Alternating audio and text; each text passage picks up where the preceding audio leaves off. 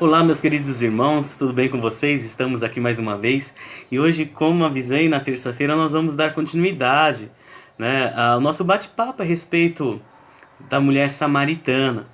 Nós terminamos na última reflexão, no último bate-papo, falando sobre ser honestos com Deus, reconhecer nossa situação, a nossa realidade, que não há como esconder o nosso passado de Deus, que não há como esconder a nossa vida de Deus. E um segundo passo que nós podemos analisar agora, olhando a vida dessa mulher, é que Deus nos ama independente do nosso passado. E sabe por que muitas vezes nós escondemos as coisas de Deus? Porque nós imaginamos que Deus irá se distanciar de nós, se Ele descobrir tudo o que tem na nossa vida. Nós pensamos então que podemos esconder algumas partes das nossas vidas de Deus para que Deus goste mais de nós. Porque o ser humano é assim. Tem pessoas que estão do nosso lado, que se dizem amigas, próximas, que estão do nosso lado, independente do que aconteça, mas quando acontece algo ruim, essas pessoas acabam se afastando e, vamos dizer assim, deixam de gostar, ou gostam menos, se isso existe, e nós achamos que Deus é assim. E nesse encontro de Jesus com essa mulher, nós precisamos compreender isso também. Quando ela percebe que Jesus era diferente de fato, ela muda de assunto. Ela muda de conversa e ela começa a falar sobre uma questão religiosa. No verso 19 e 20 diz assim: Senhor, vejo que é profeta. Nossos antepassados adoraram neste monte, mas vocês, judeus, dizem que Jerusalém é o lugar de onde se deve adorar. Na verdade, o que ela está querendo dizer é o seguinte: eu não sou muito praticante da religião como deveria, apesar de crer, ou em outras palavras, como é que eu posso encontrar Deus, hein? Alguns dizem que é aqui, outros dizem que é lá, mas eu não consigo encontrar esse Deus. Eu não posso, como que eu faço? E aí Cristo dá uma resposta para ela nos versos seguintes. Jesus declarou: creia em mim, mulher. Está próxima a hora em que vocês não adorarão o Pai, nem neste monte, nem em Jerusalém. Vocês, samaritanos, adoram o que não conhecem. Nós adoramos o que conhecemos, pois a salvação vem dos judeus. No entanto, está chegando a hora, e de fato já chegou, em que os verdadeiros adoradores o adorarão, o Pai, em espírito e em verdade. São estes os adoradores que o Pai procura. Nem aqui nem lá. Deus está fora, meus queridos, dos nossos sistemas, sabe? Alheios a discórdias causadas por interesses mesquinhos de algumas pessoas. Porque religião, na verdade, sem amor, ela é vazia. Deus, na verdade, Ele está buscando verdadeiros adoradores que o adorem em espírito e em verdade. Adoradores tem muito por aí, mas verdadeiros adoradores, nem todos são. Então, pretender adorar a Deus sem buscar o espírito e a verdade não é possível, é praticamente inútil. E ela responde assim: eu sei que o Messias virá. Eu sei que o enviado de Deus um dia virá. E eu fico imaginando quando Cristo, a alegria de Cristo ao ver e passar por este momento e ver aquela mulher, a alma dela sedenta pela vinda do Messias. Lá em Samaria, aquela mulher divorciada já 5 vezes, a pessoa talvez mais insignificante daquele lugar. E naquele momento Jesus Cristo, o próprio Deus, revela para ela quem Ele é, o seu segredo. Segredo esse que Cristo não havia revelado para o rei Herodes. Não foi para o imperador romano que ele revelou sua identidade, mas foi para aquela mulher que era vista como a escória da sociedade. E foi ali do lado de um poço, numa região desprezada, para uma mulher rejeitada, uma estrangeira, uma herege, uma insatisfeita, separada, marginalizada. Foi ali e para ela, naquele momento, que Cristo disse: eu sou o Messias. Eu que estou falando com você. Jesus Cristo não a desprezou, não ignorou, não marginalizou, não. Cristo a amou. E por essa razão que o Filho de Deus diz para aquela mulher quem ele era. Diferente de muitos de nós, Cristo ele ama, ele agiu diferente. E quando nós estamos diante de Deus, mudanças ocorrem em nossa vida. Porque a palavra de Deus diz assim: se confessarmos os nossos pecados, Ele é fiel e justo para perdoar os nossos pecados e nos purificar de toda injustiça. 1 João 9. E Deus nos ama, meus queridos, independente da nossa vida de passado. Independente da nossa vida. Isso quer dizer que não importa como eu vivo. Não é isso, pelo contrário, Deus se importa e muito com você, do jeito que você vive hoje. E é por esta razão que nós temos a palavra de Deus, para que nós pudéssemos aprender como viver. Por isso, aqui nós damos importância, nós damos essa importância extraordinária à palavra de Deus como nossa única regra de fé e prática. Porque é através da Bíblia que nós podemos nos tornar pessoas melhores. Mas independente, Deus ama a todos. E uma coisa que eu quero falar aqui entre aspas, meus queridos. Se você é filho, Deus corrige. Porque Deus corrige aqueles que são filhos. E algumas pessoas acham que muitas vezes castigo ou passar por uma prova não pode ser algo de Deus, ou é porque a pessoa está agindo errado e tantas coisas assim, mas é porque Deus corrige quem Ele ama. E se você está vivendo uma vida de qualquer jeito, e você está vivendo mesmo sabendo que está errado e as coisas estão indo muito bem, desculpa, mas eu acho que você não é filho. Porque se Deus não está preocupado em corrigir você, é porque talvez você não seja filho de Deus. Entenderam o que eu estou querendo dizer? Eu sei que é algo muito forte, mas talvez pense por esse lado. Se é filho, Deus corrige porque Ele ama. Agora imagine se Ele não corrige. O meu filho, se eu vejo fazendo alguma coisa errada, porque eu o amo muito, eu cuido. Eu disciplino. Agora se é alguém que eu não amo, talvez eu ia olhar, dar de ombro e falar, não é problema meu. Pensem nisso. Não se esqueça, meu querido, Deus o ama. Exatamente como você é. Agora, nesse momento aí.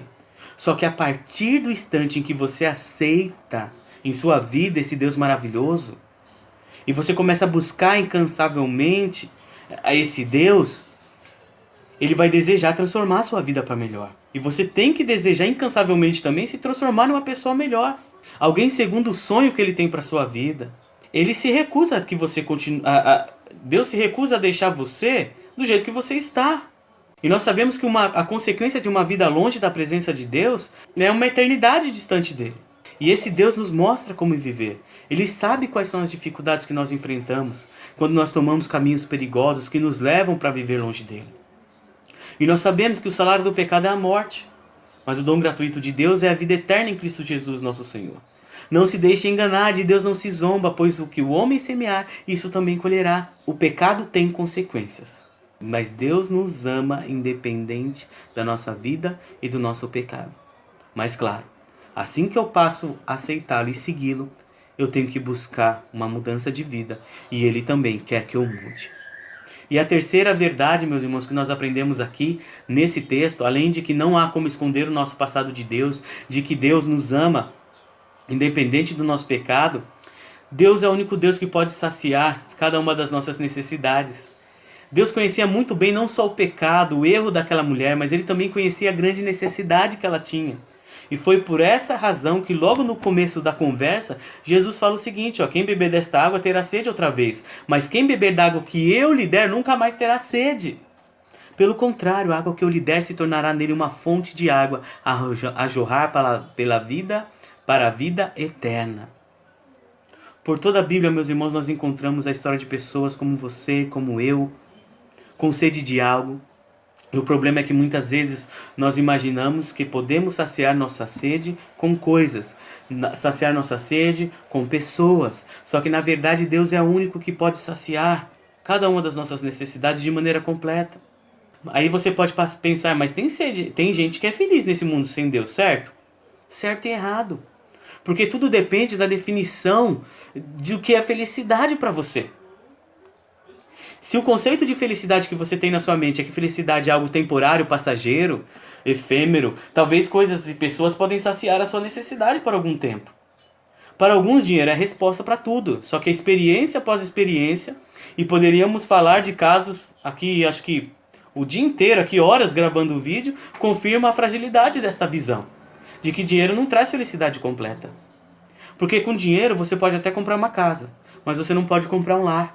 Com dinheiro você pode até comprar um relógio, mas você não compra tempo. Você pode comprar uma cama, mas não sono. Você pode comprar o sexo, mas não pode comprar amor. Você pode comprar livros, mas não pode comprar o conhecimento. Você pode até comprar um hospital, mas não consegue comprar saúde.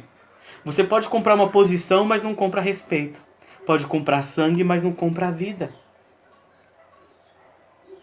A maior necessidade, meus queridos, e ouçam com atenção, a maior sede da raça humana não é sede por dinheiro, é a sede da alma, é a sede de um Deus. E é por esta razão que afirmo para vocês que Deus é o único que pode saciar a sua sede. pela essa felicidade completa que você tem. Como a corça anseia por águas correntes, a minha alma anseia por ti, ó Deus. A minha alma tem sede de Deus, do Deus vivo. Quando poderei entrar para apresentar-me a Deus? Deus é a minha salvação.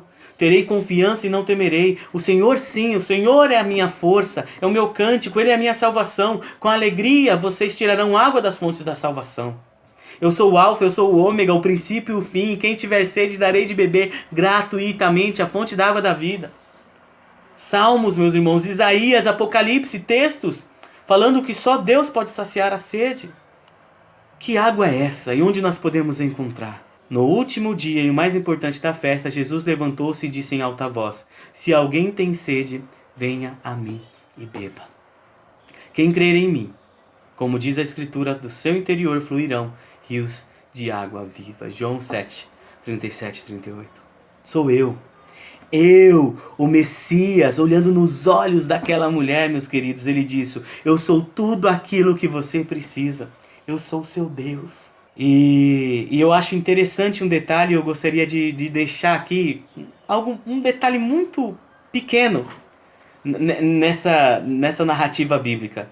Eu gostaria de concluir, meus irmãos, compartilhando com você esse detalhe.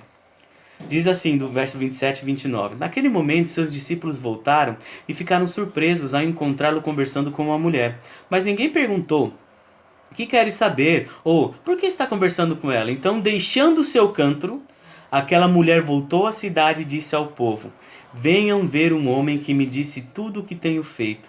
Será que ele não é o Cristo? Ela esqueceu algo. O que ela deixou ali, meus queridos? Ela foi lá para buscar o quê? Água. Em um horário que não havia ninguém por perto. Aquele cântaro, aquele jarro enorme de água, era levado em seus ombros e ela podia encher de água e levar para casa. Mas ela teve um encontro especial. E o texto diz que ela deixou aquele jarro para trás, deixou aquele cântaro. Ela deixou para trás aquilo que era seu grande fardo. Ela deixou para trás, meus queridos, aquilo que simbolizava o peso da culpa, que ela por tanto tempo carregou. Ela não aguentava mais aquela situação. De repente, aquele local, aquele jarro, significa uma transformação na vida daquela mulher. Sou eu. Eu te conheço, eu sei do que você precisa. Pela primeira vez, aquela mulher pôde reconhecer que aquele homem era o único que poderia de fato fazer a diferença na vida dela e dar aquilo que realmente ela precisava. Aquele jarro é como se tornasse a lápide daquela mulher. A lápide que não estaria escrito nada da sepultura dela, da velha vida, agora para a nova vida, com um significado extraordinário do dia em que ela encontrou Jesus. Naquele momento, aquela mulher foi enterrada e ressuscitou. Assim, se alguém está em Cristo, nova criatura é. As coisas velhas já passaram, eis que tudo se fez novo. Olha que maravilha. Deus, ele gosta de pegar coisas simples e transformar em coisas extraordinárias. Deus ama pegar aquilo que é simples, ordinário e transformar em algo extraordinário. Um simples cajado abre o mar. Uma simples pedrinha derruba um gigante. Uma água se transforma em vinho. Um lanchinho de um menino alimenta a multidão. Pregos e pedaços de madeira transformam a esperança de toda a humanidade. Esse é o nosso Deus. E aquela mulher que era rejeitada se transforma em um canal de bênção. Muitos samaritanos daquela cidade creram nela por causa do segundo testemunho dado por aquela mulher. E é por isso, meus queridos, que Deus é maravilhoso. A insignificância daquela mulher foi enterrada e ali nasceu uma nova criatura. E o mesmo pode acontecer com você, pode acontecer comigo. E quais as consequências disso? Não seremos mais o mesmo.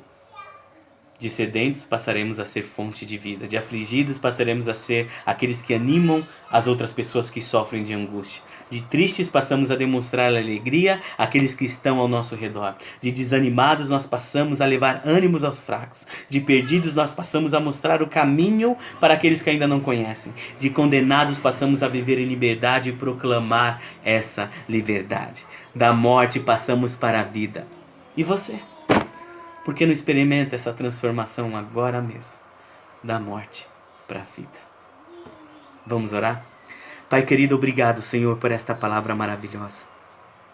Obrigado porque o Senhor nos ama independente do nosso pecado e da nossa vida.